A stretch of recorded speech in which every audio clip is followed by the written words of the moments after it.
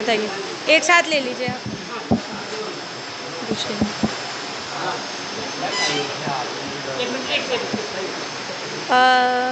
देखिए, अयोध्या बहुत ही पावन धरती है और यहाँ पर आकर के हमेशा ही अच्छा लगता है। आज हम जिस उद्देश्य के साथ मैं यहाँ पर आई हूँ, मुझे बहुत प्रसन्नता हुई है कि यहाँ पर जो है इतने अच्छा कार्य हो रहा है। दिव्यांगजनों को जो है प्रोस्थेटिक लिम्स लग रहे हैं और आप लोगों ने स्वयं भी देखा होगा कि मुझे लगता है कि यह पहला ऐसा कैंप होगा जिसमें जो है लिम्स यहाँ पर बन रहे हैं। तो जो है जिससे कंफर्ट में रहें, जिनकी इस तरीके की दिव्यांगजनों की दिक्कत है, तो यह साधुवाद लायक है, बहुत बड़ी बात है। जी।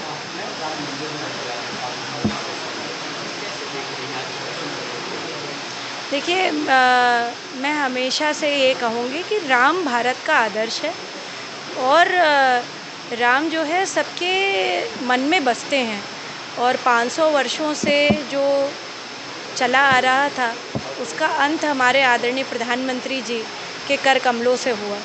तो मैं आदरणीय प्रधानमंत्री जी का बहुत धन्यवाद करती हूँ, उन सभी कारसेवकों का बहुत धन्यवाद करती हूँ जिन्होंने इस लड़ाई में बढ़ चढ़ करके हिस्सा लिया और जो है कई लोगों के प्राण भी चले गए और सभी का जो इसमें जिन्होंने अपनी अहम भूमिका निभाई, आज उन सभी की स्वप्रेरणा से हमारे बीच में रामलला बहुत दिव्य और भव्य मंदिर में स्थापित है।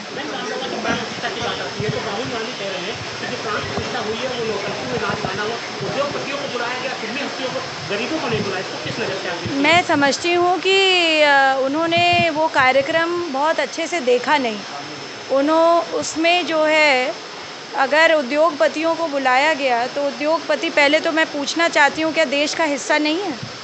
दूसरी बात, जब जो है आदरणीय प्रधानमंत्री जी जिन लोगों ने इस मंदिर को बनाया था उन पर फूलों की वर्षा करी है स्वयं, पहली बार ऐसा इतिहास में हुआ है।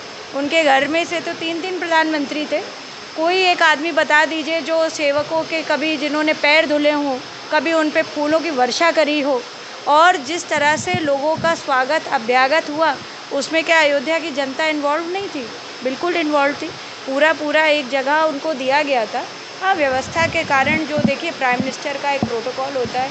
हम ये कहते हैं अमेरिका का जब प्रेसिडेंट आता है भारत या कहीं भी जाता है तो उसका तो हम बड़ा वो करते। राहुल गांधी तो चीन के भी प्रधानमंत्री से मिलने चले गए थे। तो मैं तो समझती हूँ कि ऐसे देश को भटकाने वाले भाषण दे करके और जो है लोगों का कुछ नहीं कर पाएंगे वो, और वह अपनी राजनीति चमकाने के लिए हमारे प्रधानमंत्री जी पर बोलें, हमारे रामलला पर बोलें, उससे उनका जो है वो गर्त के गड्ढे में ही गिरेंगे, उनका कोई उबार नहीं पाएगा उनको। जी।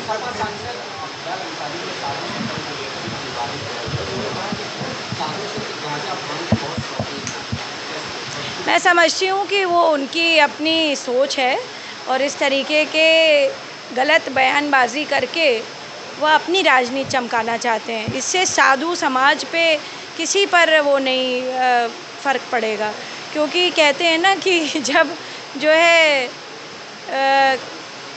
कीचड़ में आप जो है ईंटा फेंकोगे तो छींटे आएंगे आपके ऊपर, और उसी प्रकार से जो है कमल अपनी व्यवस्था में ही खिलता है।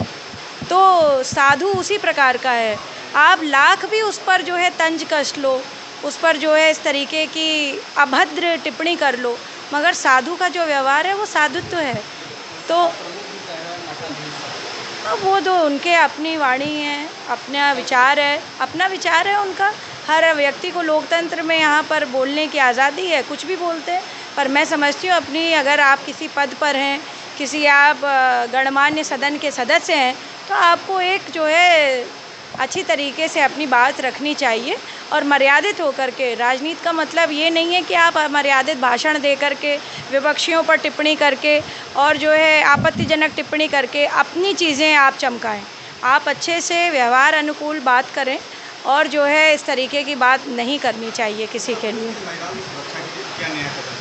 देखिए, नया कदम की बात क्या है, हमारे यहाँ शक्ति वंदन जो कार्यक्रम चल रहा है वो केंद्र सरकार ने भी अपने में उसको जो है धारण किया है, और मैं समझती हूँ कि जो है आदरणीय मुख्यमंत्री जी लगातार काम कर रहे हैं और प्रधानमंत्री जी ने जो कर दिया है 33% का जो आरक्षण दे दिया है, वो ना कभी पहले हुआ था ना अब जो है मैं समझती हूँ कि कोई किसी ने विपक्षियों के मुंह बंद करने वाला काम किया, और वो 2027 ऑनवर्ड्स लागू भी हो जाएगा। तो ये बहुत बड़ा काम किया दोनों ही, हमारे प्रधानमंत्री जी ने भी और हमारे मुख्यमंत्री जी जो लगातार काम कर रहे हैं।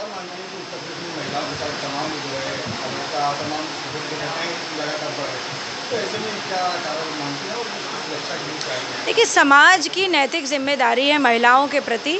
कोई सरकार, चाहे केंद्र की हो, चाहे उत्तर प्रदेश की हो, चाहे किसी प्रदेश की हो, समाज का बहुत बड़ा दायित्व बनता है।